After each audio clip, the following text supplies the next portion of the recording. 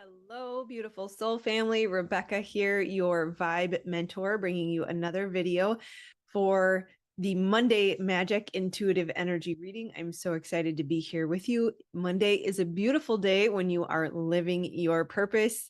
We get to jump back into being of service, helping heal the world, creating the new earth, and it is an exciting place to be. So if you do not love Mondays and this is not how you feel, I highly recommend getting started on healing the blocks that hold you back from your purpose so that you can step into it, manifest abundance, and assist in creating heaven on earth. If you need help doing that, I have created a community where you can touch base with me live 3 times a month, in addition to accessing the course and other members of your soul family who are going through this. So we would love to see you there. Check out the link below. But for today, we're going to jump into sort of where have we been at energetically over the past week? What am I sensing we are in right now? And what are the recommendations for us in how to move forward? Of course, I am sensing energy intuitively, which means there is always going to be a little bit of a filter as I experience things, and sometimes we're on the same page and sometimes we're not. So if this doesn't resonate for you, don't shoot the messenger. This is just a video to help you know or help you remember that you are not alone in this. And if you happen to be experiencing anything similar, you know we are all in this together. All right. So last week was pretty fun, pretty interesting. Lots of ebbs and flows, like we talked about last week with the full moon, and a lot of excitement and momentum, and sort of this feeling of yes, things are finally happening. And yet, for some of us, there was sort of a nails on the chalkboard moment in between some of those beautifully blissful days. We also had that question of what's coming up, what do I need to let go of, some of the shadows that we're asking to be addressed. Now, after that full moon passed on, I do believe Monday last week, we saw sort of a trickle off and then a pick up again in that very hopeful energy, this feeling of momentum and progress and rewards coming in. So many people that I know have experienced some sort of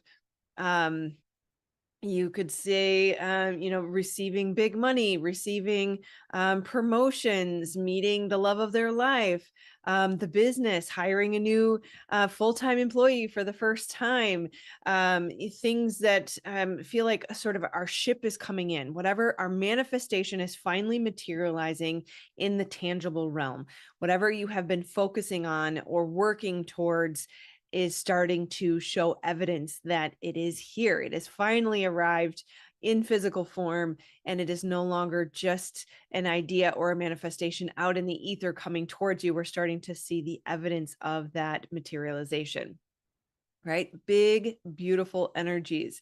It has been a very fun week. I often question why we can't have more of these, but we're not going to look at it that way. We're just going to be really grateful and excited that we get to be blessed with and approach it with gratitude and awe, that this is what makes it all worth it. That those times where we go weeks and weeks and weeks of pressing forward and remaining vigilant and refusing to settle into any of the lower energies, this is the reward. These are the payoff moments where you realize it was all worth it, right? It was interesting that this past weekend, so this last Friday and Saturday, or Saturday and Sunday, excuse me, the 2 days prior to today, there was a bit of a chaotic energy, and I'm not sure what is celebrated in your country, but in the United States, we apparently can't wait until March 17th, which is the actual St. Patty's Day or St. Patrick's Day. We have to start the weekend prior, especially in Wisconsin, which is a big drinking state. There are a lot of people who look forward to these excuses to start drinking at breakfast. I, of course, am not one of them, but what's really interesting is even being at home, I can feel the internal chaos that is created through this behavior. And they had a big parade. People start drinking very early in the day and they continue all throughout the day. And so there was sort of this sense, if I was tapping into what is this chaotic energy that I was feeling, there was sort of a sense of backsliding or temptations or people who are working towards eliminating this behavior in their life, and yet the excuse of the holiday allows for that door to be reopened. And so it wasn't terrible. It was just something I noticed. My daughters are not feeling well, so we stayed home. I had a great excuse to not be out in that energy, but it was really fascinating how even just being at home, I can sense that. So if you sensed any internal chaos, feelings of guilt, feeling like just a kind of a yuck, a blah feeling come over you, it may not be yours. It may be that collectively, especially if you are in the United States or anywhere where they do celebrate this holiday, when you have massive amounts of people indulging to excess, that is not uncommon to sort of tap into or feel that energy, even when it's not your own. So the beautiful part about that is today I'm really getting a strong sense of a recommitment to whatever path you had previously committed to. Sort of if there was any temptation or backsliding over the last 2 days, there's a recommitment to that today, that we are not the same person we were when we first started out on this journey of commitment to whatever it is. And it doesn't have to be specific to holidays or drinking or anything of that nature, that there's collectively, when even if the holiday and the drinking was what was creating this sensation, there it can be about anything. It could be about budgeting, it could be about exercise, it could be about not yelling at your kids, it could be about being a better partner, being a better spouse. The temptation and backsliding can sort of creep in however it applies to you. And so it doesn't have to be driven purely by a drinking holiday. Right. So the beautiful thing is we get to get clear on our priorities in this moment of recommitment. We're reminded what's important, what matters, and we are recommitting to moving with intention, putting to bed or putting away the subconscious behaviors below our consciousness so that we can act with intention and consciousness. It also reminds us to conserve our energies.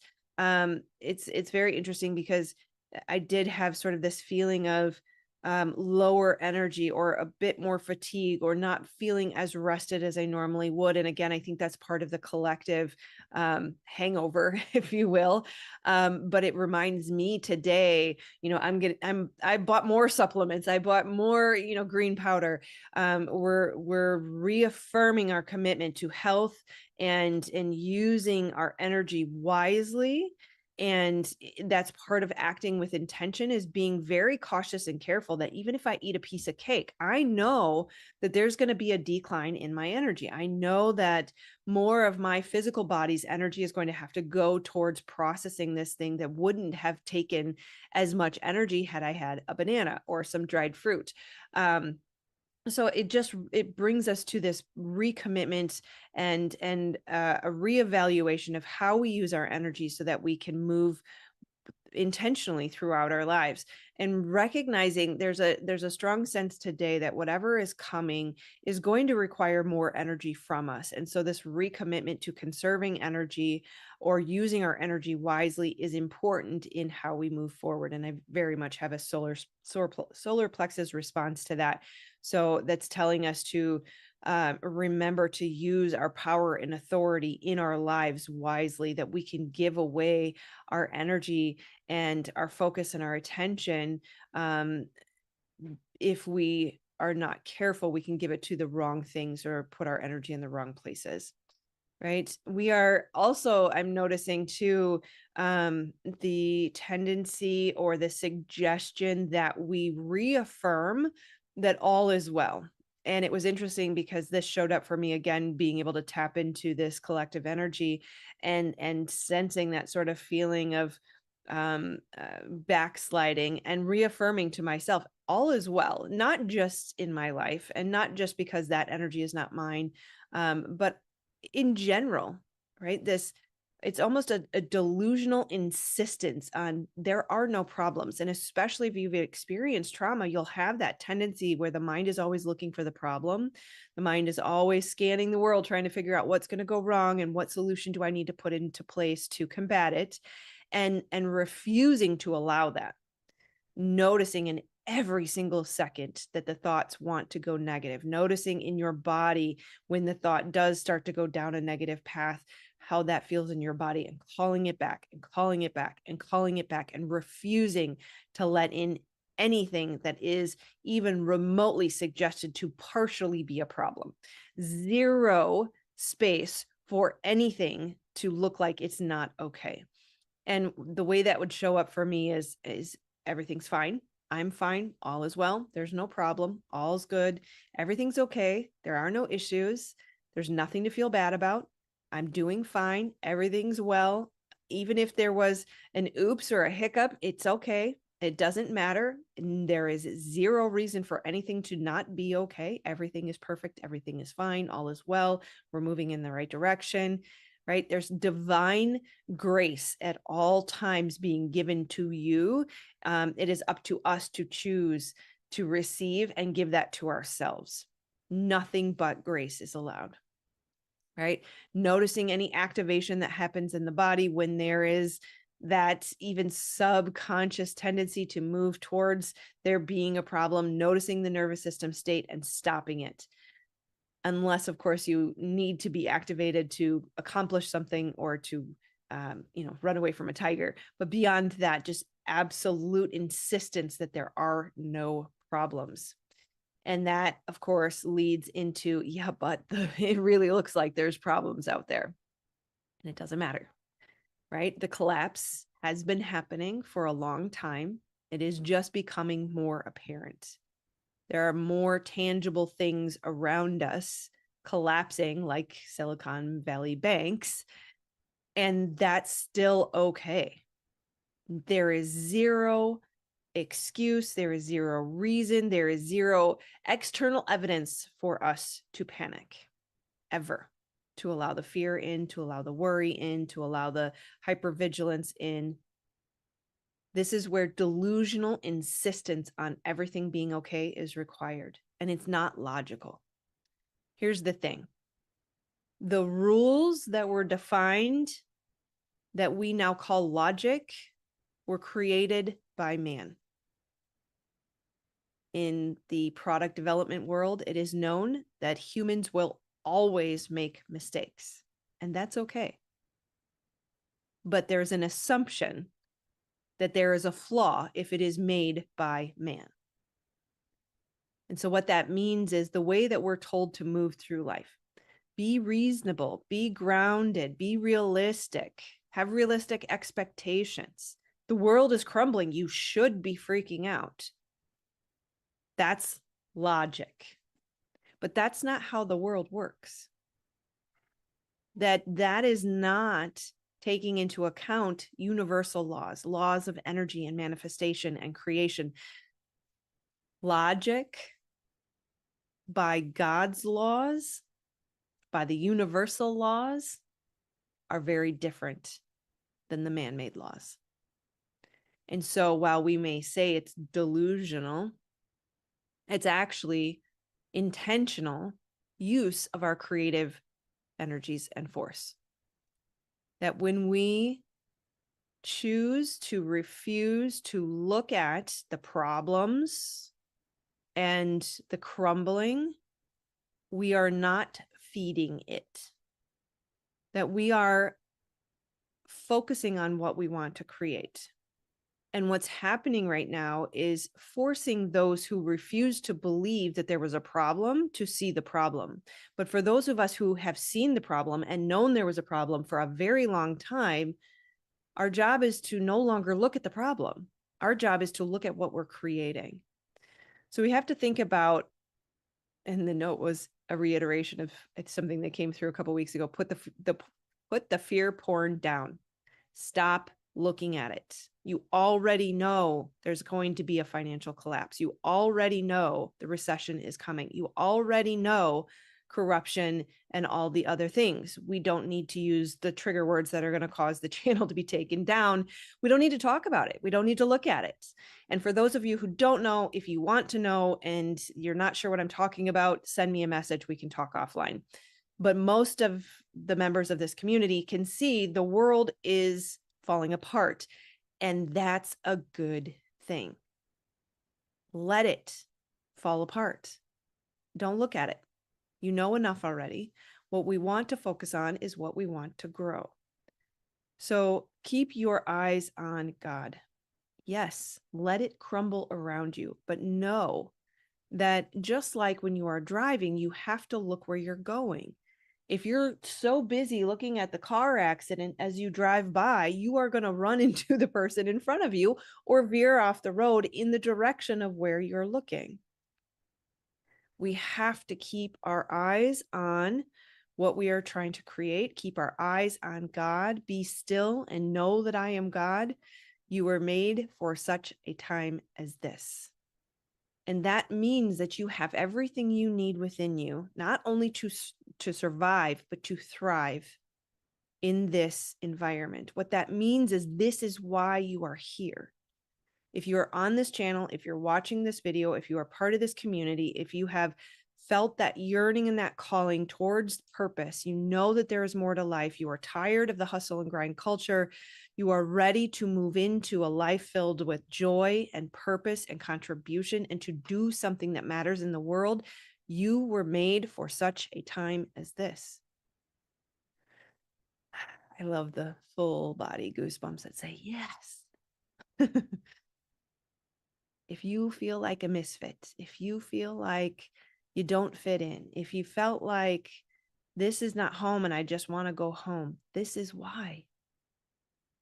We could not be normal. We couldn't be your average Joe. We couldn't fit in. We had to be the girl in the plaid pants amongst the sea of jeans because we are the change that we want to see in the world. We are the bridge that helps others cross from what has been to what will be. We are here to create heaven on earth. You are made perfectly imperfect for your purpose. You are made for such a time as this. The world will crumble around you. And as long as you've got your eyes solely focused on the divine and on your path, you will find that you are standing on one solid pedestal, fully taken care of, in stillness, in the eye of the storm, as it all swirls around you. You will be safe. You will be cared for. You will be provided for. The misfits and the crazy ones are here to change the world. Finally, it's a good thing to be different. We get to be the change that we want to see. So look where you want to go. Where your focus goes, it grows. Vote with your dollar, your time, and your attention. Say that again. Vote with your dollar, your time, and your attention. If you know that a company is not performing ethically in their business, don't buy from them. Coming from the corporate world, I can tell you, if a product doesn't sell, a product dies. It's all about the return on an investment. If the fear porn isn't working, they will stop creating the fear porn.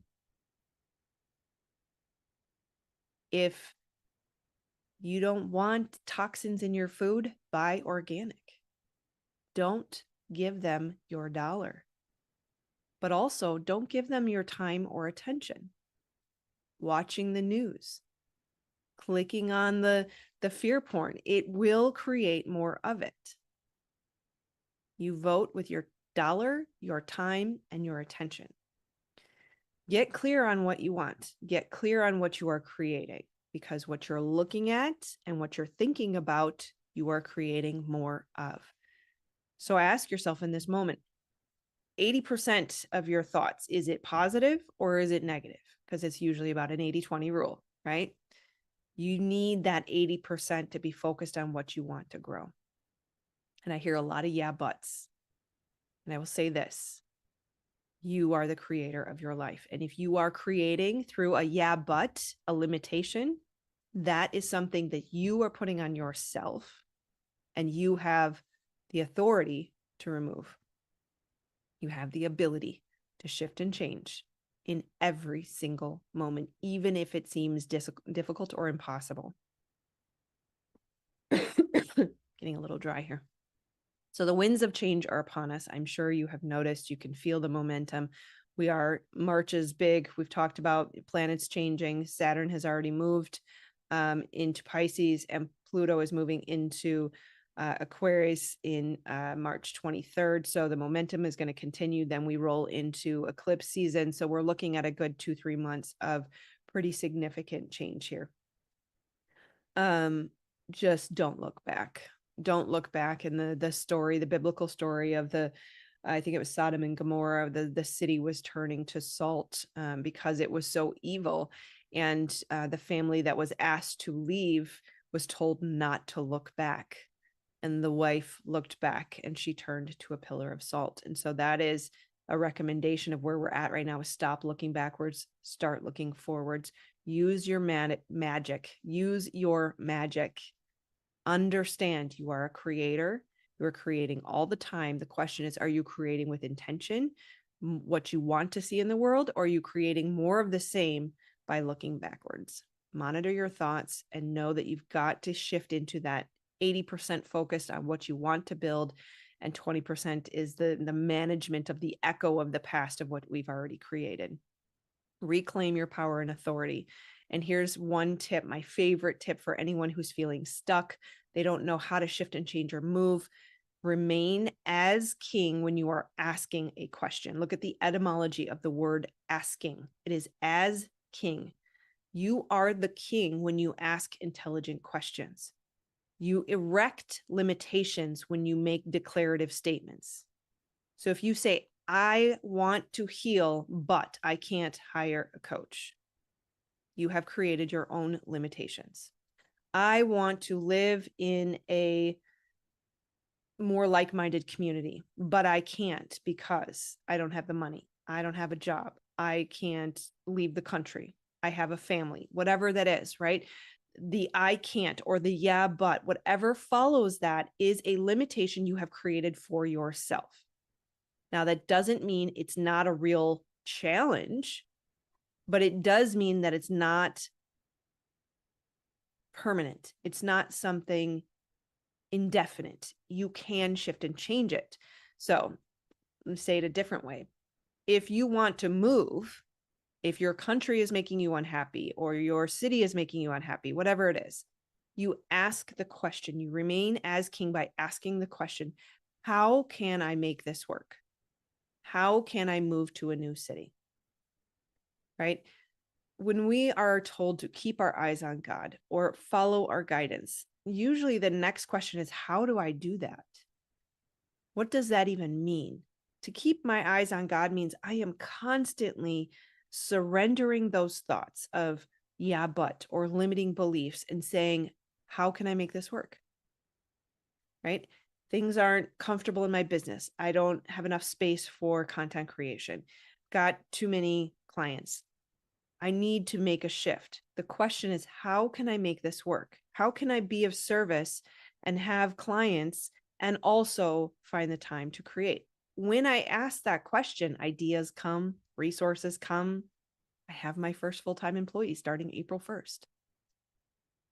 There are ways that are available to you, but you are a creator and you are asked to reclaim your power and authority. Here's the thing.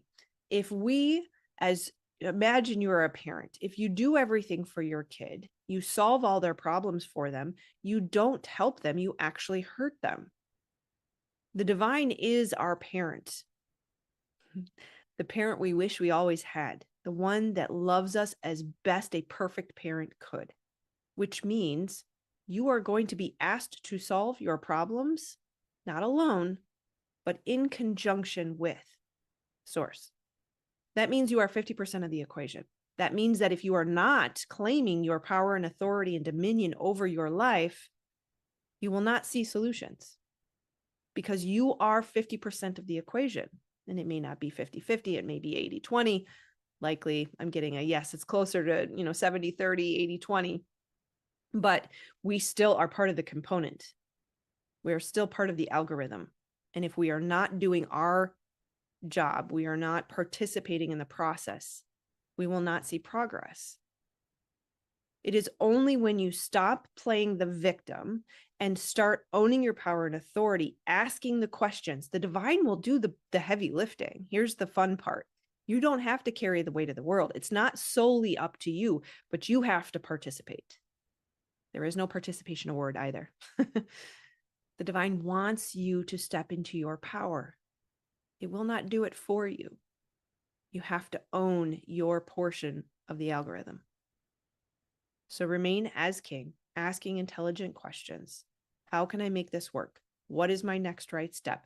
What is the issue in my life that is most blocking me? How can I hire a coach? How can I call in more abundance in my life? And then listen for the answers. The first answer is the right answer, and everything after that is likely going to be fear and doubt, the voice of trauma, or the ego trying to talk you out of it. Don't let the ruminations happen because the first thing you heard was the right answer, and everything else is just going to muddy the water. All right. If you need any help, join us in the community. We'd love to see you there. Could not be any more cost effective. Link below. I love you guys, and I will see you on the next video. Hope you have a beautiful and blessed week. Namaste, my